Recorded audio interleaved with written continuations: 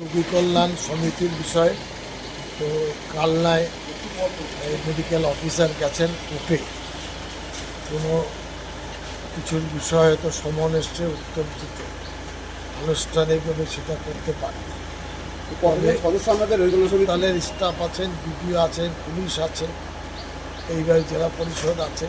আজকে দেখা যাচ্ছে না আমাদের এটা বলি, সেটা তো আনুষ্ঠানিকভাবে এদের অনুপস্থিতির কারণে হলো না। তবুও আমি এখানে বিডিওর কাছে বসে এই আমাদের পাড়া আমাদের সমাধানের একটা ডেটা নিলাম। এ পর্যন্ত প্রায় 53,955 জন বেনিফিশিয়ারি এই গতকাল পর্যন্ত এই রিপোর্টটা এসেছে, এবং 60টি প্রকল্পের জন্য বেনিফিশিয়ারিরা দরখাস্ত করেছে। এটা তার লিস্ট আমি পেলাম। এই বাকি আছে 30টা, মানে ক্যাম্প হয়েছে 51, 30টা ক্যাম্প বাকি আছে। এই অক্টোবরের 15 তারিখ পর্যন্ত সেটা হবে।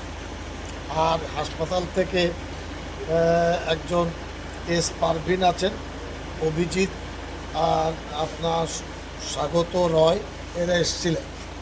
অফিসার যেহেতু গেছেন কোর্টে হাজিরি দিতে, যার ফলে এটা হলো না। এখন আগামী 18 তারিখে আনুষ্ঠানিকভাবে একটা মিটিং আমি করব। তার কারণ বর্ধমানের সুপার আমার সঙ্গে দেখা হয়েছিল 10 তারিখে বর্ধমানে। তিনিও চেষ্টা করছেন মন্তেশ্বরের লোকালিটি বা মানুষের খুব বেশি, প্রায় ধরুন গড় 6 থেকে 700 রুগী কেন আসে। সেই 700-700 রুগীর পরিষেবা দেওয়া ডাক্তার বা অন্যান্য যারা আছেন তাদের দিয়ে এটা অনেক দায়িত্বের ব্যাপার হয়ে দাঁড়িয়েছে।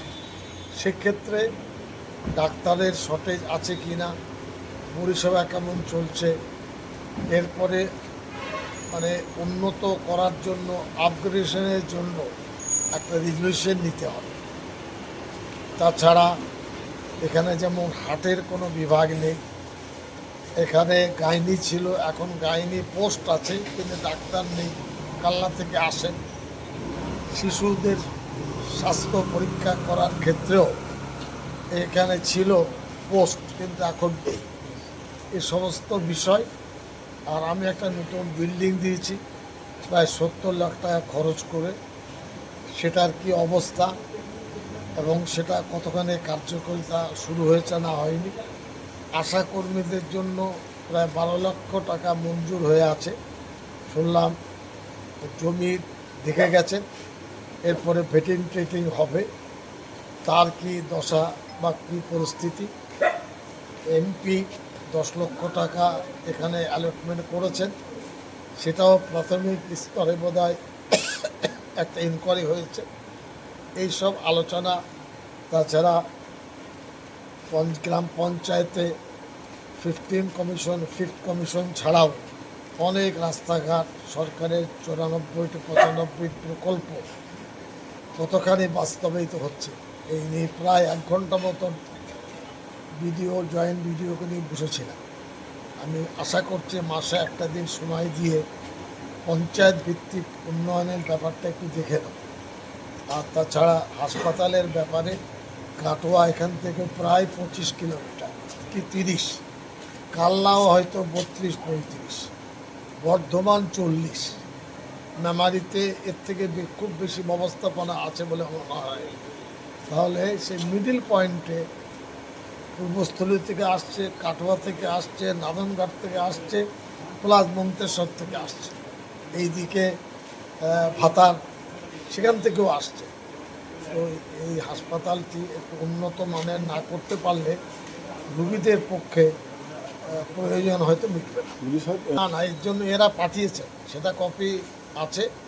আবার রীতিমতো অফিসিয়ালি আমরা একটা মিটিং করব, এই গ্রামীণ হাসপাতাল যাতে হয় আপগ্রেডেশনের ব্যাপারে, সেটা 18 তারিখে করে তার প্রস্তাব আমরা পাঠাবো। অভাব বলা যাবে না, রুগীর চাপ, এরা সময় দিতে পারছেন না। এই তো না হওয়ার প্রশ্ন তো, অন্য বিল্ডিং টিল্ডিং হয়েছে, তবে হাসপাতালের বিল্ডিং খুব পুরাতন। এখানে আমাকে বর্তমানে সুপার বললেন, আমারও নজর আছে, ওটা হওয়া দরকার। ওখান থেকে তো আমি অত করতে পারবো না, কিন্তু প্রয়োজনটা এখান থেকে ধরুন বিডিও সাপোর্ট দিলেন, থানা কমিটির মেম্বার আছে তিনি সাপোর্ট দিলেন, আমি দিলাম, এমপি দিলেন, এইভাবে মানে পঞ্চায়েত বা অন্যান্য যারা পদাধিকার দিলেন, তাহলে একটা জায়গা তৈরি হবে। আগে আমি জানিয়েছি, কিন্তু উনিও চিঠি দিয়েছেন, চিঠির কপি আমাকে বললেন, আমি পাঠিয়েছি, তবুও আপনারা আরেকবার মিটিং করেন, আমাদের পক্ষ থেকে চাপটা তৈরি হবে। এসব ফেক কথা করে জিজ্ঞেস কে কোথায় চলে গেল না গেল, তার জন্য কি আমাদের কোনো সমস্যা হবে না? বিডিওর সমস্যা হবে? এখানে তো বিডিও অফিস, মূলত আমি এসেছি বিডিও অফিসে, বিডিওর সঙ্গে কথা বলতে, জয়েন্ট বিডিওর সঙ্গে কথা বলতে, হাসপাতালের যারা আছেন তাদের সাথে। কে কোথায় গেলেন এলেন, এটাতে বেড়াবার জায়গা নয়। আমি আমি আমি না না না না না, আমি এ পর্যন্ত প্রায় বোধহয় 5 থেকে 6টা করেছি। গত 4 বছর হ্যাঁ, 6টা মিটিং করেছি বলে তা এতগুলো হয়েছে। পরিচ্ছন্নতার ব্যাপারে বিডিও বললেন, আমি ওদের সাহায্য করেছি। আবার এখন জয়েন্ট বিডিও বললেন প্রচুর ওখানে সাপের উৎপাত, ময়লা, বাইরের গাড়ি রাত্রেবেলায় ঢুকে যায়, সেটাও নিয়ে আলোচনা হচ্ছে। মনে হচ্ছে বেওয়ারিশ ডাক্তাররা ঘুমিয়ে পড়েন যে আমাদের নাইট গার্ড নেই, এবার সে রাত্রেবেলায় 12টা 1টায় কেউ গাড়ি নিয়ে চলে যাচ্ছে। হয়ে গেল, সেখানে এটা গ্রামীণ হলো না। এখন আমি বলি, আমি চেষ্টা করেছি, আমি তো মঙ্গলকোটে ছিলাম, আমাদের প্রচেষ্টা মঙ্গলকোট গ্রামীণ ভালো হাসপাতাল হয়েছে, এটাও হবে। কারণ এই ব্যাপারে আমি মুখ্যমন্ত্রীকেও বলেছি, তিনি বললেন আস্তে ধীরে হবে, ইলেকশনের আগে হবে কেউ বলতে পারছে না। তবে এখানে জেলার যে স্বাস্থ্য আধিকারিক আছেন তিনিও চাইছেন, আমরাও চাইছি, এবং প্রয়োজন আছে। এই প্রয়োজনের জন্য আমার আশা, আমি এখানে যখন যাই আসি হাসপাতালে ঢুকে দেখি যে কী কাজ বাকি আছে, কী সমস্যা। বৈঠক না না না, কারণ হচ্ছে বিডিও হলেন সার্বিকভাবে ডেভেলপমেন্ট মানে তিনি অফিসার, আমি বিধায়ক, আমার একটা ফান্ড আছে, এবং তাছাড়া উকিল কল্যাণ সমিতির আমি সভাপতি। অন্য কেউ যদি অনুপস্থিত থাকেন আমাদের পক্ষে কাজের পক্ষে অসুবিধা হবে না। আসেন, এটা তাকে জিজ্ঞাসা করবেন। অনেকে অনুপস্থিত থাকেন, কাজের পক্ষে এসবগুলো অন্তরায় হবে না। তারা বলতে দাঁড়িয়ে ঘুমান না, বিছানায় ঘুমান না, রুগীর চাপে তারা বলছেন যে 700 রুগী দেখি আমরা। আমি তো শুনে খালি চমকে গেলাম, বিডিও সাহেব বললেন 700 প্রতিদিন? হ্যাঁ, প্রত্যেক দিন 600-700 রুগী আসছে, এটা মামুলি নয়। 6 জন ডাক্তার তারা দেখছেন। এরপরে আমি বললাম গাইনির পোস্ট ছিল, গাইনি নেই। তারপরে পেডিয়াট্রিক ছোট বাচ্চাদের ছিল, সেটা নেই। হার্টের ব্যাপারে তারা যতটুকু পারেন করে বা রেফার করে দেন। এই এত কিছু সমস্যার মধ্যেও তারা যে মানুষের পরিষেবা দিচ্ছেন প্রত্যেক দিন 600-700, এটা মামুলি কথা নয়, এটা বিরাট কথা। সীমানা যারা মানে সরকারি পদে যেভাবে যারা আছেন, এই স্বাস্থ্যের ব্যাপারে সবাই যদি নজর দিতেন তাহলে এটা সোনা ফলে যেত। এটা হয়নি। আমি আসার পরে রীতিমতো এই হাসপাতালের উন্নয়নের ব্যাপারে এখান থেকে নিয়ে কলকাতা পর্যন্ত, বর্ধমান পর্যন্ত আমাদের 4বার বর্ধমানের সুপারের সাথে আমার বৈঠক হয়েছে। 10 তারিখে বৈঠক হয়েছে। আমি চেয়েছি বলে তো কাজগুলো হচ্ছে।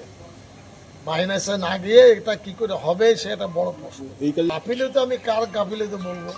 50 পঞ্চায়েত কি করবে তার দায়িত্ব, তাকে, তার কথা আমি কি বলবো।